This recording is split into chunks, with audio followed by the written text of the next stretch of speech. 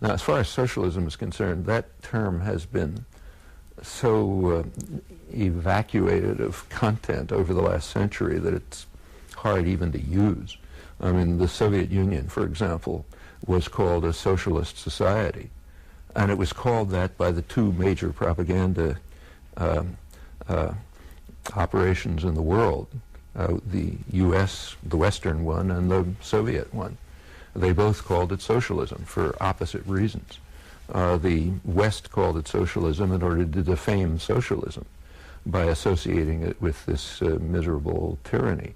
The Soviet Union called it socialism in order to gain whatever, to benefit from the moral appeal that true socialism had among large parts of the general world population. But this was about as remote from socialism as you can imagine. I mean, the core notion of, at least traditional socialism, is that what you mentioned, that working people have to be in control of production, and communities have to be in control of their own lives, and so on. And you know, this goes. The Soviet Union is the exact opposite of that. Working people had no control over anything. They were virtual slaves. And the collapse of the Soviet Union is, in fact, a small victory for socialism, in my opinion. It eliminated one of the major barriers to it and should have been recognized as such.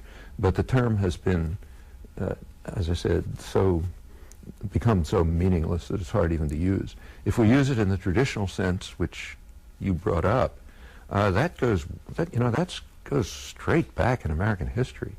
You read the working class press in the mid-19th century, press published by artisans and what were called factory girls, young women from the farms working in the textile mills in eastern Massachusetts, which was the center of beginning of the Industrial Revolution. Their press was calling for, they said their theme was that those who work in the mills ought to own them.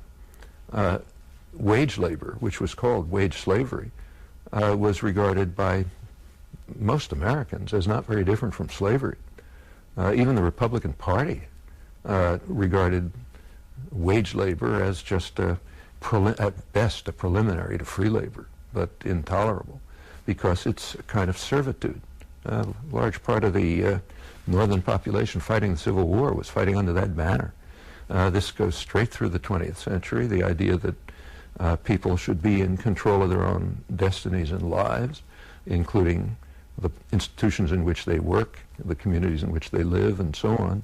Call it what name you want, but that's traditional socialism. And there are today attempts to describe a kind of a detailed vision of the future based on these notions. The most extensive and detailed one I know is by Michael Albert at ZNet, which you mentioned. It's participatory economics, and there are other such proposals. But I think this is deeply ingrained in people's understanding and consciousness, and barely below the surface. In fact, it's a call for essentially extension of democracy to the industrial sphere and to communities as well.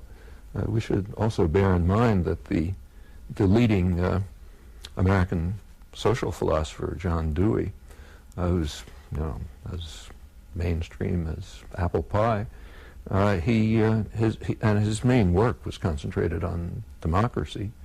He pointed out over and over again that as long as we have what he called industrial feudalism, that is a tyrannical control, private power controlling production commerce, democracy will be very limited.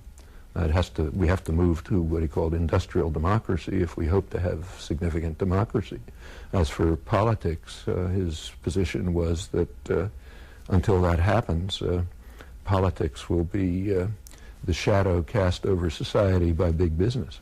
And I think most of the population recognizes that and accepts it.